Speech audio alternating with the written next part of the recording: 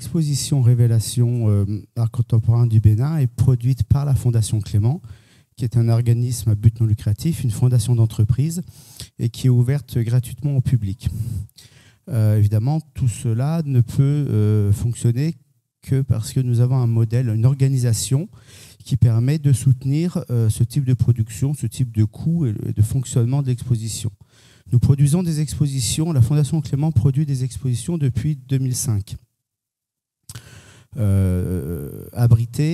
Hébergé par une société qui s'appelle Héritier H. Clément, une société qui date de la famille Clément, aujourd'hui filiale de GBH, et qui est une société commerciale qui a deux activités, l'une de produire du rhum et l'autre d'accueillir des visiteurs payants sur son site depuis la fin des années 80.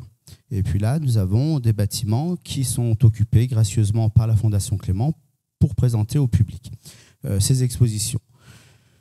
On a une organisation du public qui est assez simple et qui est celle qu'on retrouve, je pense, dans la plupart de grands musées. En gros, si vous allez au musée d'Orsay à Paris, vous allez avoir un public de touristes qui va monter voir les impressionnistes.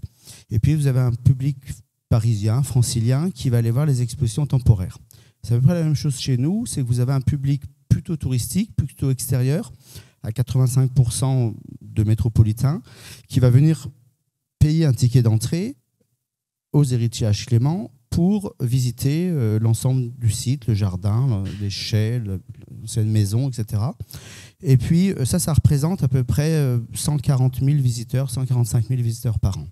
Et puis vous avez 35 000 visiteurs qui sont martiniquais, qui vont revenir plusieurs fois dans l'année, ce ne sont pas des visiteurs uniques, et qui vont gratuitement visiter les expositions seulement. Bon. Et puis vous avez à peu près 30-35 000 visiteurs qui ne viennent que pour la boutique.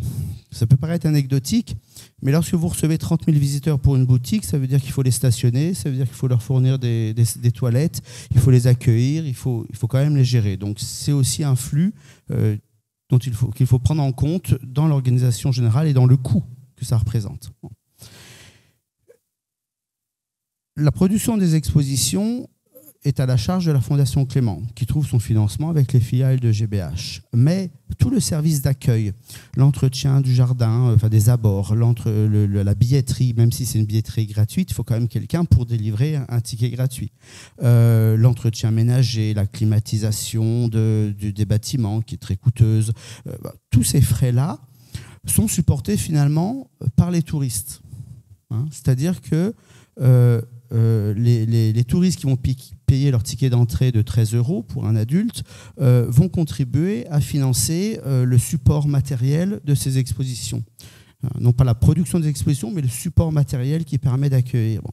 Ça veut dire que le public martiniquais a l'accès à des expositions gracieusement parce qu'il y a un public touristique qui va payer à sa place une partie de la charge de cette exposition.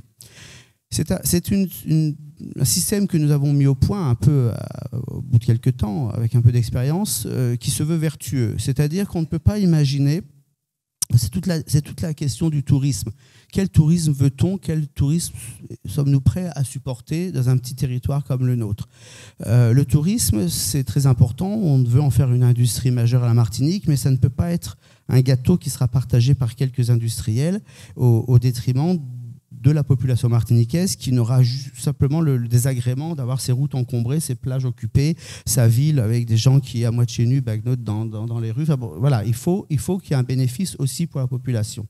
Donc ce bénéfice, il est là. Il est à permettre l'accès au public martiniquais gratuitement à des expositions. C'est le contraire d'un système de tarif local qui est détestable. La notion de tarif pour les locaux, c'est détestable. Personne n'accepterait d'aller dans une terrasse de café à Paris et d'avoir une liste de prix plus chère parce que vous êtes martiniquais. C'est la même chose à la Martinique. On ne doit pas faire du tarif local. Le tarif local, il s'opère ici, non pas sur la question de l'origine de la personne, mais sur la pratique. Parce que le public martiniquais vient voir les expositions qui sont gratuites, il a un avantage. Mais si un touriste vient pour voir uniquement l'exposition, il aura aussi le tarif gratuit. Bon, c'est simplement, on joue sur les modes de consommation, si je puis dire, du lieu. Bon, très important. Lorsque lorsque nous avons traversé la crise de la profitation en 2009. Une des réponses du ministère de la Culture a été de commander un rapport à Michel Collardel, un conservateur du patrimoine, un haut fonctionnaire du ministère de la Culture, un rapport sur l'état de la culture en Outre-mer. Le rapport était assez clair, il mettait en avant le sous-équipement de l'Outre-mer français en matière culturelle. C'était en 2010, ce rapport. Et c'est au moment où nous avons pris la décision de construire le bâtiment, ce qu'on appelle le Fondation 1, c'est-à-dire le bâtiment inauguré en 2016. Il a fallu 5 ans pour aboutir. C'est le moment où nous avons construit cet équipement qui permet d'accueillir des expositions de grande envergure dans des conditions de sécurité, de conservation, etc., qui n'existent pas ailleurs à la Martinique et dont le seul lieu dans les Petites Antilles, à mon sens, c'est le Mémorial Act. C'est à peu près les 2 seuls lieux en mesure d'accueillir ce type d'exposition.